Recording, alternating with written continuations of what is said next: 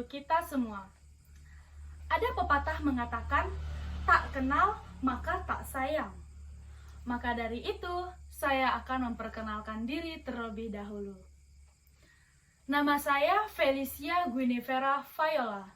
Saya adalah mahasiswi dari Universitas Widya Dharma Pontianak, Kalimantan Barat.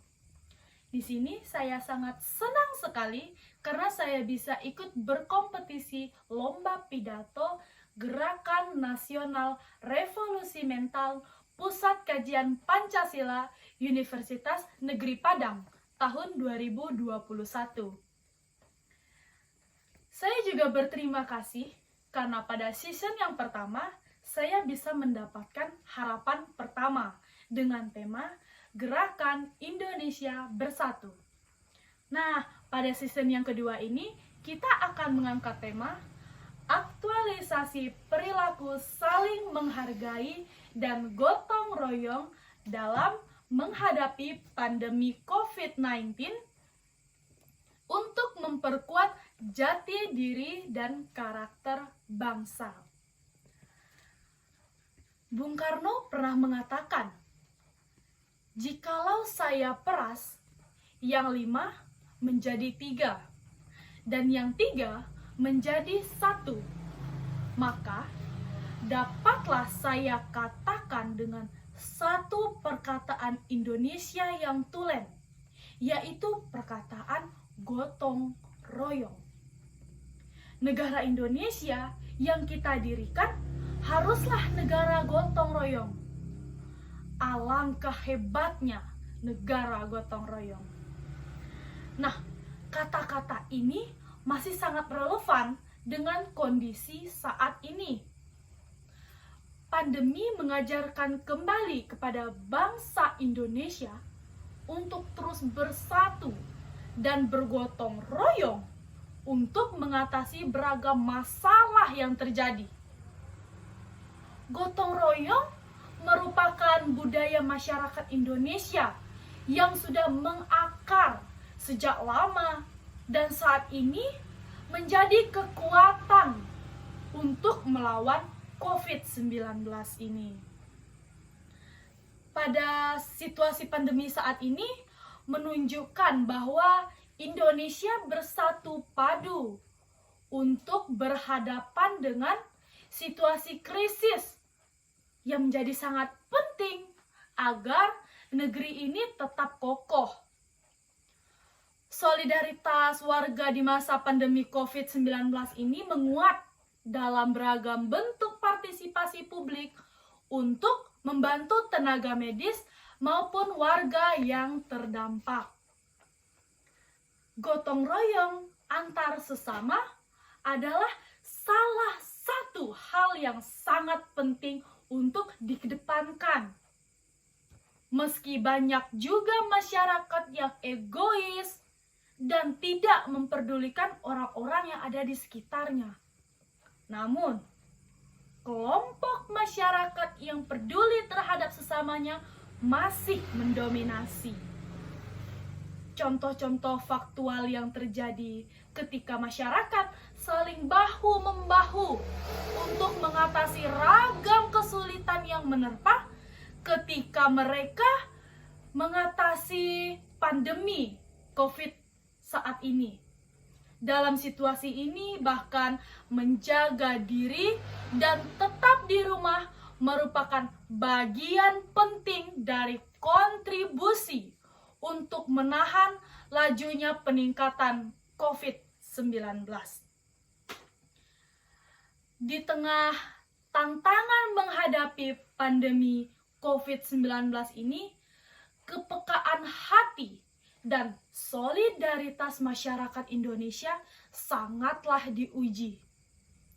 Namun, kita harus tetap bersyukur karena beragam bentuk kepedulian sosial hadir di masyarakat dalam menyikapi warganya yang terinfeksi COVID-19 maupun yang terdampak secara sosial ekonomi. Di tengah pandemi ini, masyarakat terlihat sangat peduli dan tolong-menolong. Mulai dari yang paling sederhana dengan tidak menstigma mereka secara negatif, baik itu bagi penderita hingga mereka yang terkena COVID-19. Sehingga mereka itu menyediakan dukungan kebutuhan sehari-hari, baik itu dari pakaian, makanan, obat-obatan juga. Masyarakat yang menerapkan gotong royong di tengah pandemi COVID ini patut ditiru. Dan juga mereka sudah melakukannya, baik itu dari Aceh hingga Papua. Contoh nyatanya saja seperti di Kalimantan Barat, baik itu di daerah saya sendiri.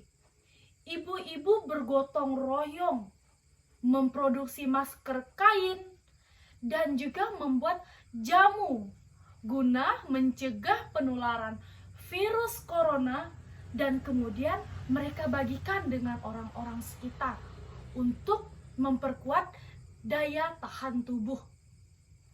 Masyarakat juga peduli dengan menyumbang kebutuhan tenaga medis karena mereka tahu tenaga medis itu adalah garda terdepan.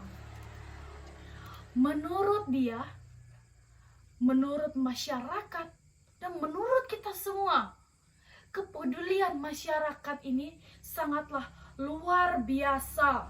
Ini adalah budaya Indonesia, yaitu gotong royong yang diterapkan di tengah pandemi COVID-19. Nah, ini adalah sebuah bukti nyata dan faktanya juga ada bahwa Indonesia telah mendapatkan predikat sebagai negara paling dermawan di dunia berdasarkan survei lembaga amal Inggris Charities Aid Foundation atau CAF.